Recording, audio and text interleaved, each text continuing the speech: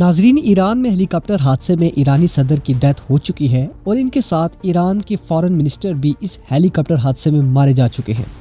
दोस्तों, क्या ये हादसा था या साजिश? आइए इसको समझते हैं।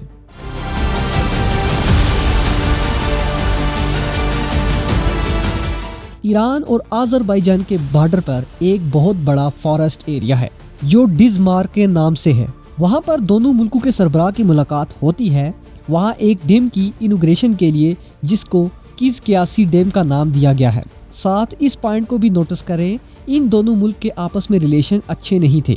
ये काफ़ी दफ़ा एक दूसरे को धमकियाँ भी दे चुके हैं और ये बात इसराइल भी चाहता था कि Azerbaijan anti Iran agenda active रहे। इसराइल काफ़ी दफ़ा वेपन्स भी दे चुका है आज़रबाईजान को अगेंस्ट ईरान वार होने पर। अब मेन बात यह है कि जब ईरान और आज़रबाईजान अपने बीच में जो तमाम टेंशन थी, इनको बुलाकर एक बहुत ही इम्पॉर्टेंट डैम का इफ्तिताह कर रहे थे, जिसका फ़ायदा भी दोनों मुल्कों को ही था। ये दोनों मुल्कों के सदर यहाँ मौजूद थे।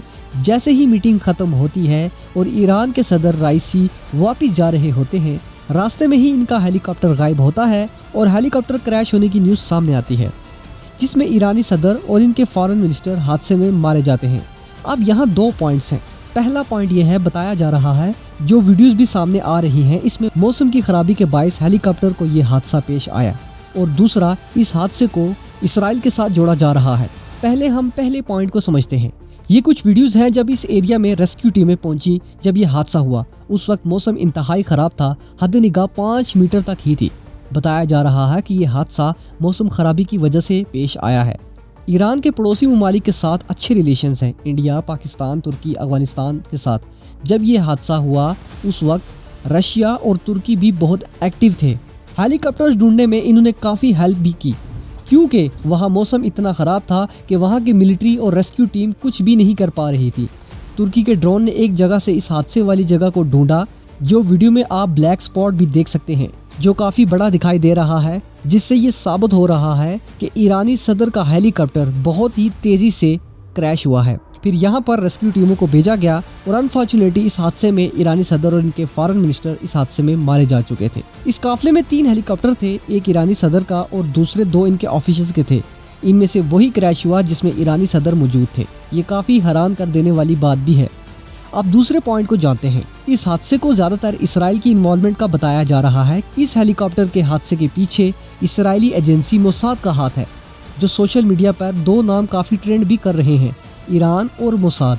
अब हैरानगी की बात यह है कि अभी हेलीकॉप्टर का क्रैश हुआ था, अभी तक किसी को भी नहीं पता था कि ईरानी सदर मरे हैं या नहीं। लेकिन इसराइल के ऑफिशियल्स को कैसे पता था कि ईरानी सदर मर चुके हैं? इसराइल के ऑफिशियल्स के पास जब मीडिया पहुंचा, एक सवाल पर इनके ऑफिशियल्स की जानिब से जवाब दिया गया, हाँ हमें पता है वो मर चुके हैं, लेकिन इसमें हमारा कोई भी हाथ नहीं। मीडिया वाले ये बात सुनकर काफ़ी हद तक शॉक्ड हो गए कि हमने तो ये पूछा ही नहीं वो बचे हैं या मर गए, आपने तो खुद ही कंफर्म कर दिया है। नाजरीन, इसराइल को इस बात का पहले ही आइडिया आ चुका था कि वो मर चुके हैं। हालांकि तब तक किसी को इस बात का इल्म नहीं था कि ईरानी सदर जिंदा हैं या मर चुके हैं। तब तक उस हेलीकॉप्टर को ढूंढा जा रहा था। लेकिन उसके बाद इस हादसे पर इसराइल ने ऑफिशियली इस पर बोल दिया है कि हमारा इस हादसे से कोई भी ताल्लुक नहीं। लेकिन इसराइल और यूएस अमेरिका में इस बात पर खुशी भी बनाई गई है कि शुक्र है ये आदमी मर चुका है। यहाँ तक कि यूएस के एक लॉ मेकर ने तो ऑफिशियली कह दिया कि अच्छा हुआ ये आदमी मारा गया। अब तक आपको काफ़ी समझ आ चुकी होगी कि ये हादसा था या टारगेट था।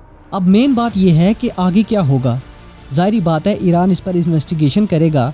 ईरान ये बात साबित नहीं कर सकता कि इसमें इसराइल का हाथ है, क्योंकि वहाँ पर कोई इसराइली जेट या कोई इनकी सरगर्मी नहीं दिखी। दूसरा, इसराइली एजेंसी ईरान में काफ़ी डीपली इन्वॉल्व है, तो इस पर ईरान को ये साबित करना कि इसराइल का इस हादसे में कोई हाथ है तो ये बहुत ही मुश्किल होगा। लेकिन दोनों मुल्कों में वार होने के चांसेस काफ़ी बढ़ चुके हैं, क्योंकि ये ईरान के लिए बहुत बड़ा हादसा था और देखने में ये लगता है कि ईरान इस पर चुप नहीं बैठेगा। उम्मीद करता हूँ वीडियो आपको काफ़ी पसंद आई होगी। वीडियो को लाइक और शेयर कर दीजिएगा और चैनल को ज़रूर सब्सक्राइब कर लीजिएगा। मिलता हूँ आपसे अगली वीडियो में। खुदा हाफिज़।